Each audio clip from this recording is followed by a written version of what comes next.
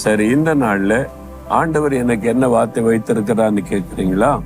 உபாகமம் 7ஆம் அதிகாரம் 6வது வசனத்துல கர்த்தர் உங்களை பார்த்து சொல்லுகிறார், உன் தேவனாகிய கர்த்தர் உன்னை தமக்கு சொந்த ஜனமாய் இருக்கும்படி தெரிந்து கொண்டார். நீங்க தெரிந்து கொள்ளப்பட்டவங்க, தேவனால் தெரிந்து கொள்ளப்பட்டவர்கள், வானத்தை பூமி உண்டாக்கின தேவனால் தெரிந்து கொள்ளப்பட்டவர்கள். எதற்காக தெரிந்து கொண்டார்? வேலைக்காரனா வைத்துக் கொள்வதற்கு அல்ல, வீட்டுல வேலைக்காரியா வைத்துக் கொள்வதற்கு அல்ல, அல்ல பியூனா வைத்துக் கொள்றேன், டிரைவரா வைத்துக் கொள்ளுகிறேன், அதற்கு அல்ல. சொந்த ஜனமாய், என்னுடைய மகன், என்னுடைய மகள், என்னுடைய பிள்ளை, அப்படி சொந்த ஜனமாய் வைத்துக் கொள்ள தேவன் தெரிந்து கொண்டாராம்.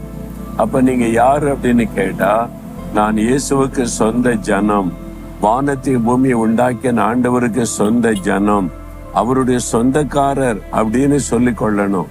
அதுல ஒரு பெரிய விசுவாச அறிக்கை இருக்கிறது, ஒரு பெரிய சந்தோஷம் இருக்கிறது.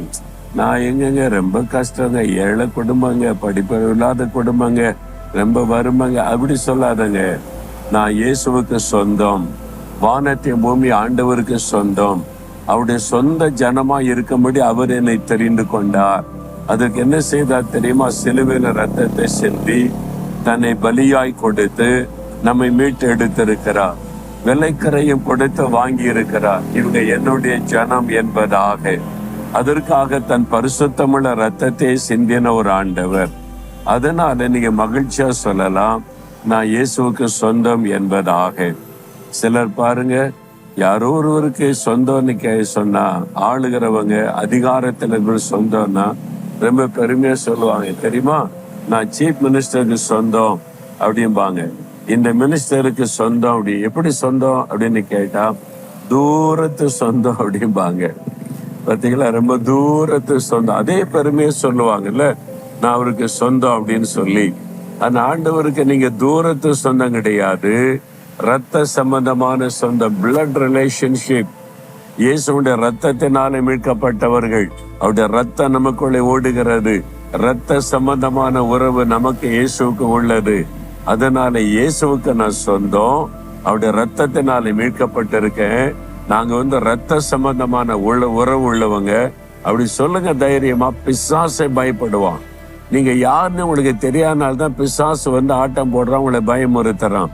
நீங்க சொல்லி பாருங்க, அவங்ககிட்ட வச்சுக்காதப்பா, அவங்க அப்பா மினிஸ்டர்ப்பா, அவங்ககிட்ட வச்சுக்காத, அவங்க சொந்தக்காரங்க மினிஸ்டர் சொல்லுவாங்கல்ல.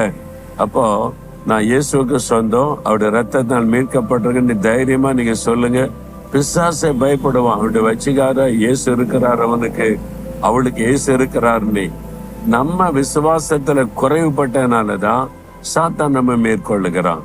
அதனால ஆண்டவரே சொல்றார், நீ எனக்கு சொந்த ஜனமாய் இருக்கும்படி நான் உன்னை தெரிந்து கொண்டேன்.